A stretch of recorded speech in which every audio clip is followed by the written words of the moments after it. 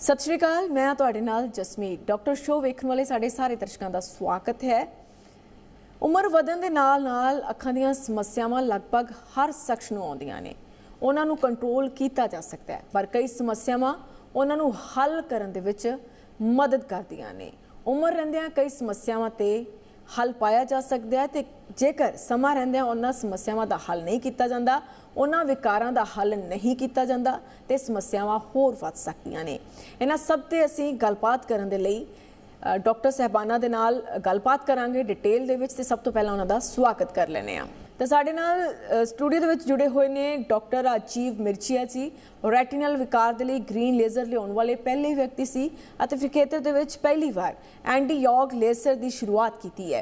वो लगातार राष्ट्रीय ते अंतरराष्ट्रीय कॉन्फ्रेंसां दे विच भी हिस्सा लैंदे रहे ने ते अज चंडीगढ़ विच उन्हां दे 5 ਵੱਖ-ਵੱਖ केंद्र ने। तो साडे नाल मौजूद रहणगे doctor Raman Mittal ji, eye plast eye and plastic surgery centre के मैडिकल डायरैक्टर ने। उन्होंने L V Prasad eye institute Hyderabad तो ओक्यू प्लास्टिक ऑर्बिट और ओकुलर ऑन्कोलॉजी दे विच अपनी फैलोशिप की है। उन्होंने राष्ट्रीय और अंतरराष्ट्रीय PR रिव्यूड मसालियां दे विच भी जिहड़े आर्टिकल्स ने वो छपे ने। उन्होंने दिलचस्पी का खेतर मुख्य तौर पर ओकुलर सरफेस डिसऑर्डर्स ने, ऑप्थैल्मिक कॉस्मैटिक और पुनर्निर्माण सर्जरी और ओकुलर ऑन्कोलॉजी के लिए उन्होंने जानिया जाता है। तो इस तो इलावा साडे नाल डॉक्टर विकास मित्तल भी जुड़े हुए ने। कॉर्निया सर्जन ने, मोतियाबिंद सर्जन ने, लेसिक लेजर सर्जन के नाल 20+ सालों का तजर्बा उन्होंने है लेसिक लेजर के विच। इस तो इलावा साडे नाल होंगे डॉक्टर रुचि मित्तल जी, रेटिना सर्जन ने, डायबिटिक रेटिनोपैथी स्पैशलिस्ट ने। 20+ सालों का तजर्बा है इन्हां दा। डॉक्टर शीतल बराड़ साडे नाल होंगे, मेडिकल डायरैक्टर प्रोसाइट आई हस्पताल चंडीगढ़ तो ने। 200 तो वध विद्यार्थियों को जानकारियां ने जिहड़ियां सांझियां करवा चुके ने, जिहड़ा उन्होंने जानकारियां दे चुके हैं, तो नाल ही उन्होंने आई सर्जरी के बारे भी डिटेल दे विच उन्होंने पढ़ा चुके हैं।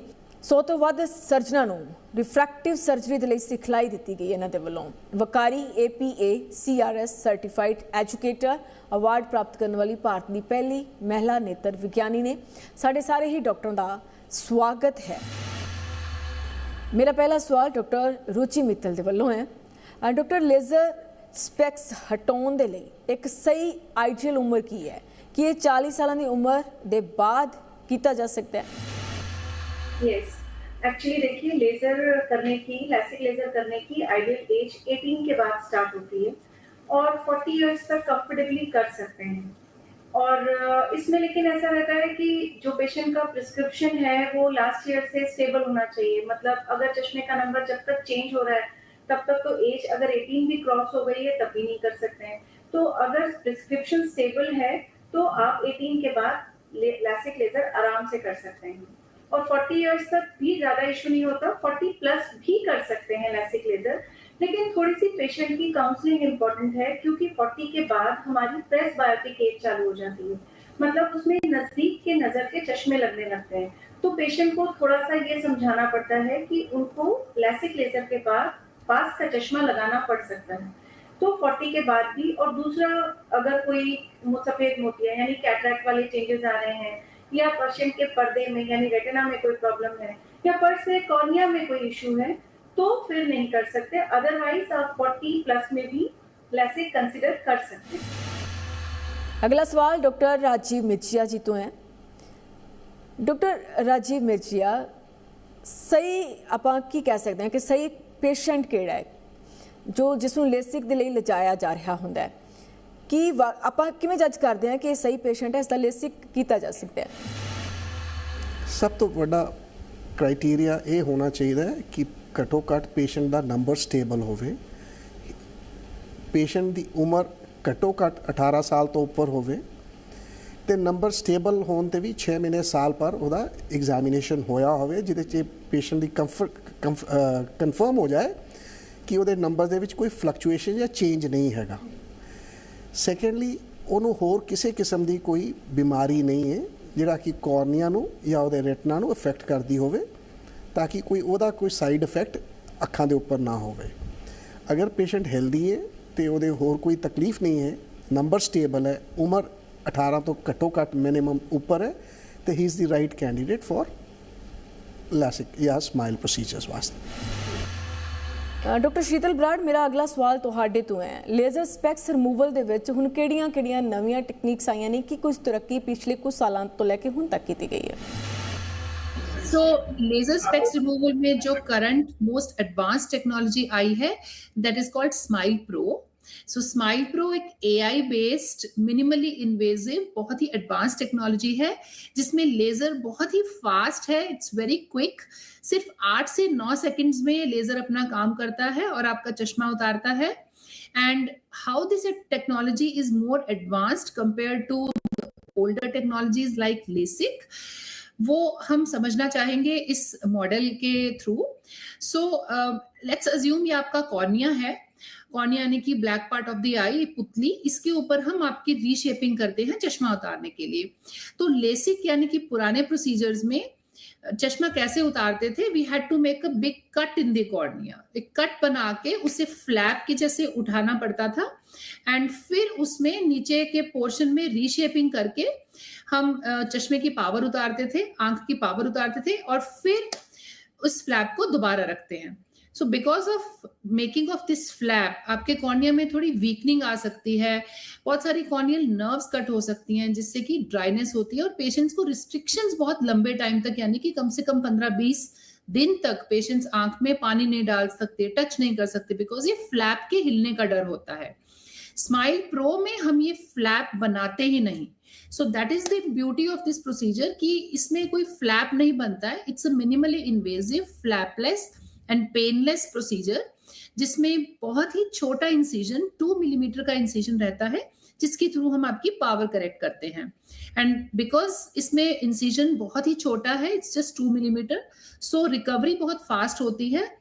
And as early as after 2 to 3 days, patients can go back to all their normal activities and resume their regular daily life activities. And it's a very comfortable procedure.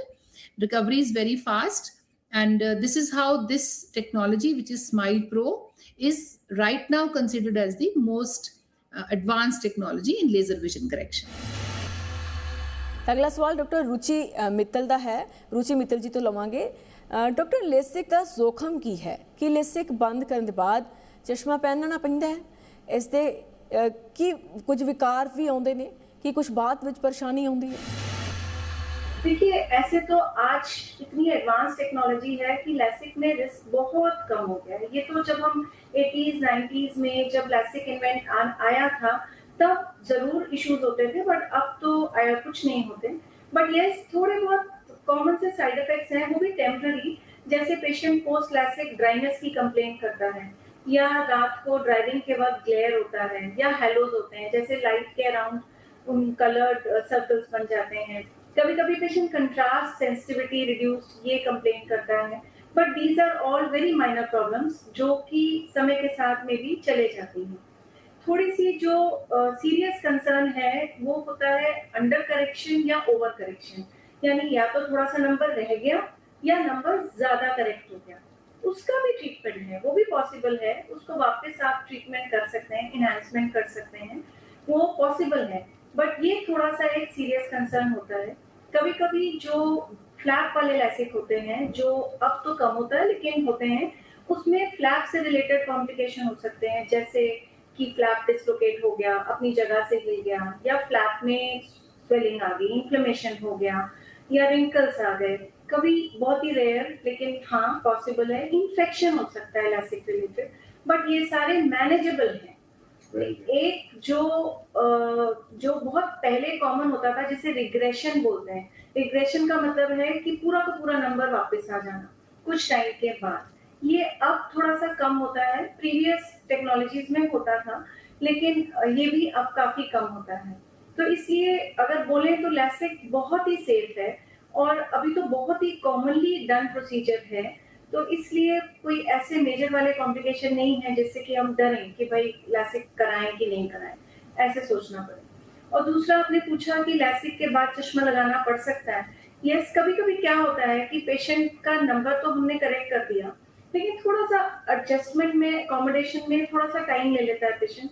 कभी driving के लिए use करते हैं, कुछ लोगों का screen time ज्यादा होता है, वो यूज कर सकते हैं. और यस, अगर आपने 40 इयर्स के बाद लेसिक कराया है तो फिर तो आपको प्रेस बायोपिक यानी नजदीक के चश्मा लगाना पड़ सकता है। अदरवाइज लैसिक के बाद चश्मा लगाना is not very common. Doctor Rajeev Mirchia ji, मेरा अगला सवाल ਤੁਹਾਡੇ ਤੋਂ ਹੈ, ਫੈਮਟੋ ਲੇਜ਼ਰ ਮੋਤੀਆ ਦਾ ਇਲਾਜ ਕਿਵੇਂ ਕਰਦਾ ਹੈ ਤੇ ਲਾਭਦਾਇਕ ਕਿਵੇਂ ਹੈ? ਫੈਮਟੋ ਲੇਜ਼ਰ ਸੈਕਿੰਡ ਇੱਕ ਨੈਨੋ ਸੈਕਿੰਡ ਇਨਫਰਾਰੈਡ ਲੇਜ਼ਰ ਹੈ ਜਿਹਦੀ ਵੇਵਲੈਂਥ 1053-1059 नैनोमीटर्स है। एक उससे ही सोचा जाए कि एक 1 क्वाड्रिलियंथ ऑफ ए सेकेंड ਦੇ ਵਿੱਚ ਇੱਕ ਲੇਜ਼ਰ ਵਰਕ ਕਰਦਾ ਤੇ ਉਹਦੇ ਬਾਅਦ ਉਹਦੀ એનર્ਜੀ ਦੇ ਨਾਲ ਛੋਟੇ ਛੋਟੇ ਬਬਲਸ ਬਣ ਜਾਂਦੇ ਨੇ ਜਿਹੜੇ ਬਬਲ ਸਪਰੈਡ ਕਰਕੇ ਟਿਸ਼ੂ ਨੂੰ ਬਹੁਤ ਜੈਂਟਲੀ ਤੇ ਪ੍ਰੀਸਾਈਜ਼ਲੀ ਡਿਸੈਕਟ ਕਰ ਦਿੰਦੇ ਨੇ। ਸੋ ਫੈਮਟੋ ਸੈਕਿੰਡ ਲੇਜ਼ਰ ਜਾਂ ਫਲੈਕਸ ਜਿਹਨੂੰ ਕਿਹਾ ਜਾਂਦਾ, ਫੈਮਟੋ ਲੇਜ਼ਰ ਅਸਿਸਟਡ ਕੈਟਰਡ ਸਰਜਰੀ ਇਜ਼ ਬਹੁਤ ਹਾਈ ਪ੍ਰੈਸੀਜਨ ਦੀ ਸਰਜਰੀ ਹੈ ਜਿਹਦੀ ਬੇਸਿਕਲੀ ਰਿਪੀਟੇਬਿਲਿਟੀ ਤੇ ਉਹਦੀ ਸੇਮ ਕਾਈਂਡ ਆਫ ਰਿਜ਼ਲਟਸ ਲੈਣ ਵਾਸਤੇ ਉਹ ਬਿਲਕੁਲ ਇੱਕ ਬਹੁਤ ਅੱਛਾ ਔਜ਼ਾਰ ਹੈ। ਥਰਡਲੀ ਪ੍ਰੈਸੀਜਨ ਤੋਂ ਇਲਾਵਾ ਉਹਦੇ ਕੰਪਲਿਕੇਸ਼ਨ ਰੇਟ ਸਰਜਰੀ ਦੇ ਬਹੁਤ ਸਾਰੇ ਘਟ ਜਾਂਦੇ ਨੇ।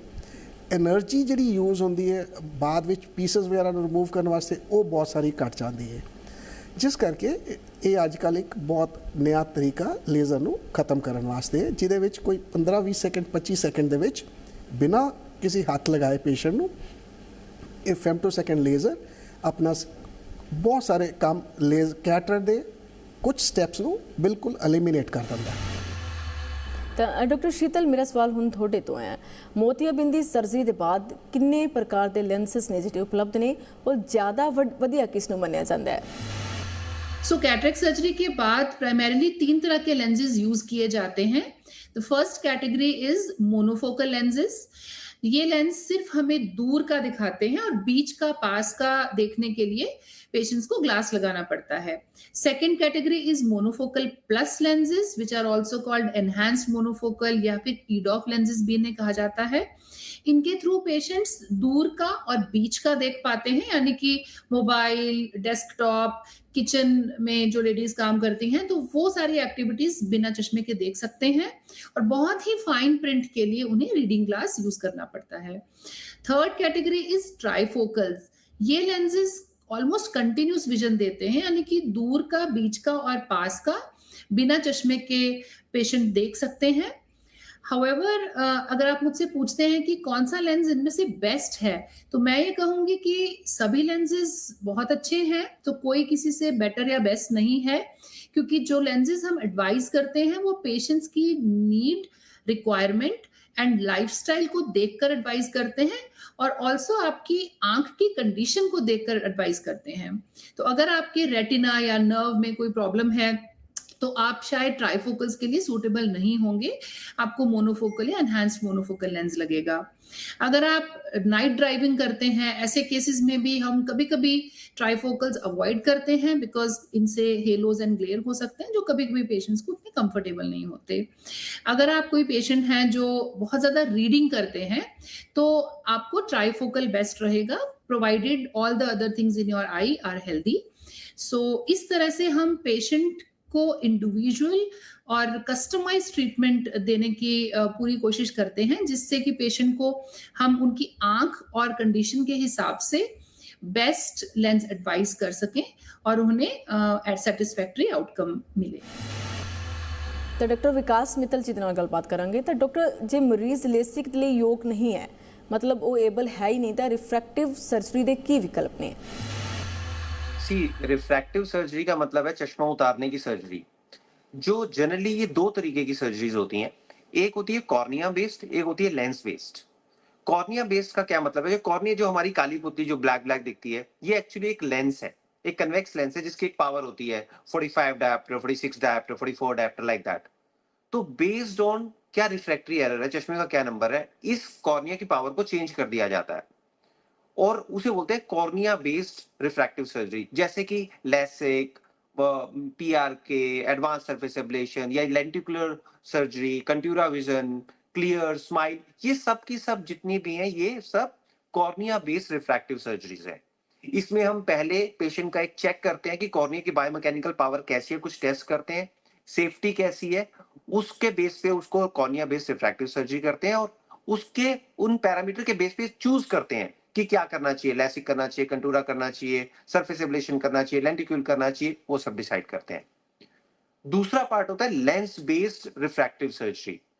उसमें उसमें क्या करते हैं, जैसे जैसे कॉन्टैक्ट लेंस होता है, लोग कॉन्टैक्ट लेंस लगाते हैं, उतारते हैं। इसमें एक परमानेंट टाइप का कॉन्टैक्ट लेंस होता है जो बायोकम्पैटिबल मटेरियल से बना होता है, वो आंख के अंदर हम परमानेंटली फिट कर देते हैं, उसे बोलते हैं फेकिक लेंस। और कभी कभी जो नेचुरल लेंस होता है हमारा खुद का, उसको निकाल के दूसरा लेंस डालते हैं, जिसे बोलते हैं क्लियर लेंस एक्सट्रैक्शन। ये बहुत रेयर होता है। तो बेस्ड ऑन क्या उन हमारे पैरामीटर्स हैं, कॉर्निया की क्या स्ट्रेंथ है, उस पर हम डिसाइड करते हैं कॉर्निया बेस्ड सर्जरी करनी है या लेंस बेस्ड सर्जरी करनी है या फेकिक लेंस करना है। उसमें कभी कभी ऐसा होता है, हमारी जो जनरली चॉइस होती है कि पहले हम कॉर्निया बेस्ड करते हैं और अगर उसके लिए लेसिकली फिट नहीं है तो हम उसे लेंस बेस्ड सर्जरी या फेकिक आईयूएल, जिसे हम आईसीएल, आईटीसीएल ये भी बोलते हैं, ये करते हैं। ਡਾਕਟਰ ਵਿਕਾਸ ਮਿੱਤਲ ਜੀ, ਅੱਖਾਂ ਦਾਨ ਕਰ ਕੌਣ ਸਕਦਾ ਹੈ ਅਤੇ ਇਸ ਦੇ ਕੀ ਫੈਕਟਰਸ ਨੇ? ਅੱਖਾਂ ਦਾਨ ਕਰਨ ਲਈ ਕਿਹੜੀਆਂ-ਕਿਹੜੀਆਂ ਗੱਲਾਂ ਦਾ ਧਿਆਨ ਦੇਣਾ ਚਾਹੀਦਾ ਹੈ? ਅੱਖਾਂ ਦਾਨ ਤੋਂ ਕਿਸ ਕਿਸਮ ਦੇ ਜੋ ਮਰੀਜ਼ ਜੋ ਬਲਾਈਂਡ ਨੇ ਉਹਨਾਂ ਨੂੰ ਲਾਭ ਮਿਲਦਾ ਹੈ? ठीक है, देखो ये बहुत इंपॉर्टेंट क्वेश्चन है कि आई डोनेशन कौन कर सकता है, क्योंकि हमारे देश के अंदर बहुत सारे लोग ऐसे ब्लाइंड हैं जिन्हें अगर हम लोग आई डोनेट करें तो उनको वापस से नजर मिल सकती है। कौन आई डोनेट कर सकता है? कोई भी, हर कोई आई डोनेट कर सकता है। अगर कोई विलिंग है, अगर किसी को लगता है कि हाँ मैं अपनी आई डोनेट करना चाहता हूं, तो एक कंसेंट फॉर्म भर के नियरेस्ट आई बैंक्स में अपनी कंसेंट दे सकता है। बट देखिए, मोस्ट इंपॉर्टेंट, अगर मैं अपनी कंसेंट करता भी हूँ, मेरे से ज्यादा इंपॉर्टेंट होंगे मेरे रिलेटिव्स। जो रिलेटिव, सपोज किसी का अनफॉर्चुनेटली स्वर्गवास हो गया है, देहांत हो गया है, उनके रिलेटिव्स जो है उनका रोल बहुत बड़ा होता है। तो अगर कोई भी अपनी कंसेंट भर रहा है, उसे अपने रिलेटिव्स को, अपने नियर वंस को बताना पड़ेगा कि प्लीज मेरे जाने के बाद मेरी आईज को डोनेट करना चाहिए। कोई भी डोनेट करना चाहिए, कर सकता है। इसके अंदर कोई एज, जेंडर, डिजीज कुछ भी बार नहीं है। Anybody can pledge to donate their eyes, but as I said, हमारे रिलेटिव्स का बहुत बड़ा रोल है, तो रिलेटिव्स को ही स्टेप लेना पड़ता है, उनको फोन कॉल करना पड़ता है आई बैंक में कि प्लीज आइए और आके आई रिट्रीव कर लीजिए। तो हमें अब सपोज अब डिसाइड कर लिया कि हाँ, मान लो किसी ने कंसेंट किया, उनके रिलेटिव्स ने डिसाइड कर लिया कि हाँ हम आइज डोनेट करना चाहते हैं। इंपॉर्टेंट है मरणोपरांत आंख के पलक जो है उसे बंद कर दी जाए और उसके ऊपर कुछ कूल, कोई एक कॉटन जो गीला करके ठंडा करके वो रख दिया जाए जब तक आई बैंक से टीम आती है। जनरली 6 से 8 घंटे में आई का रिट्रीवल हो जाना चाहिए। जनरली जो हम चेंज करते हैं, जो उसके अंदर ट्रांसप्लांट करते हैं, वो कॉर्निया ट्रांसप्लांट करते हैं। तो ऐसे जो भी पेशेंट जिनको कॉर्निया से रिलेटेड डिजीज होती है, जिनके अंधत्व का कारण कॉर्निया वाली बीमारी है, उनको बहुत लाभ मिलता है। और आजकल टेक्नोलॉजी इतनी एडवांस्ड है कि हम आजकल एक कॉर्निया से 2 या 3 लोगों को भी ट्रांसप्लांट कर देते हैं, क्योंकि आजकल लेमिनर सर्जरीज आ गई हैं और कॉर्निया ट्रांसप्लांट का सक्सेस रेट बहुत ज्यादा हाई हो गया। जैसे पहले होता था कि भाई ट्रांसप्लांट है, सक्सेसफुल होगा कि नहीं होगा, आज ही डेट में उसके सक्सेस के चांसेस बढ़ गए हैं। तो कोई भी इंसान अपनी आई डोनेट कर सकता है। रिलेटिव्स का बहुत इंपॉर्टेंट रोल है। आंखों को बंद रखना है, ठंडा रहना है, 6 से 8 घंटे में रिट्रीव कर लेना है। और ऐसे पेशेंट जिनको कॉर्निया से रिलेटेड डिजीज है, उनको आई ट्रांसप्लांट से नजर वापस आ सकती है और एक लाइफ में उनकी और रोशनी आ सकती है। तो डॉक्टर मित्तल, आईलिड ਦਾ ਲਟਕਣਾ ਕਿ ਇਸ ਨੂੰ ਪਟੋਸਿਸ ਕਹਿੰਦੇ ਨੇ, ਜਾਂ ਇਹ ਕਿ ਵਾਕਈ ਇਹ ਦੂਸਰੀਆਂ ਚੀਜ਼ਾਂ ਨਾਲ ਮਿਕਸ ਅਪ ਹੋ ਕੇ ਕੁਝ ਹੋਰ ਬਿਮਾਰੀਆਂ ਦਾ ਵੀ ਕਾਰਨ ਬਣਦਾ ਹੈ? ਪਲਕਾਂ ਦਾ ਲਟਕਣਾ, ਜਿਹਨੂੰ ਕਿਸੇ ਟੋਸਿਸ ਕਹਿੰਦੇ ਆ, ਉਹ ਕਿਸੇ ਵੀ ਉਮਰ 'ਚ ਹੋ ਸਕਦਾ। ਆਮ ਤੌਰ 'ਤੇ ਜਮਾਂਦਰੂ ਵੀ ਹੁੰਦਾ ਜਾਂ ਕਿਸੇ ਕੰਡੀਸ਼ਨ ਕਰਕੇ ਉਹ ਉਮਰ ਦੇ ਨਾਲ ਨਾਲ ਆ ਜਾਂਦਾ। ਤੇ ਇੱਕ ਏਜ ਤੋਂ ਬਾਅਦ, ਜਿਹਨੂੰ ਕਹਿੰਦੇ ਸਿਨਾਈਲ ਟੋਸਿਸ, 50-60 ਸਾਲ ਦੀ ਉਮਰ ਤੋਂ ਬਾਅਦ ਵੀ ਮਸਲਸ ਦੀ ਉਹਦੀ ਸ਼ਮਤਾ ਘਟਣ ਦੇ ਨਾਲ ਉਹ ਟੋਸਿਸ ਆ ਜਾਂਦਾ। ਇੱਕ ਬਹੁਤ ਹੀ ਗਲਤ ਭ੍ਰਾਂਤੀ ਹੈਗੀ ਹੈ, ਜਿਹੜੀ ਨਾ ਸਿਰਫ ਆਮ ਮਰੀਜ਼ਾਂ 'ਚ ਹੈ ਬਲਕਿ ਅਨਫੋਰਚੂਨੇਟਲੀ ਮੇਰੇ ਬਹੁਤ ਸਾਰੇ ਓਫਥਲਮੋਲੋਜੀਕਲ ਫਰੈਂਡਸ ਦੇ ਵਿੱਚ ਵੀ ਹੈ, ਕਿ ਟੋਸਿਸ ਦਾ ਆਪਰੇਸ਼ਨ 15-18 ਸਾਲ ਦੀ ਉਮਰ ਤੋਂ ਬਾਅਦ ਹੋਣਾ ਚਾਹੀਦਾ।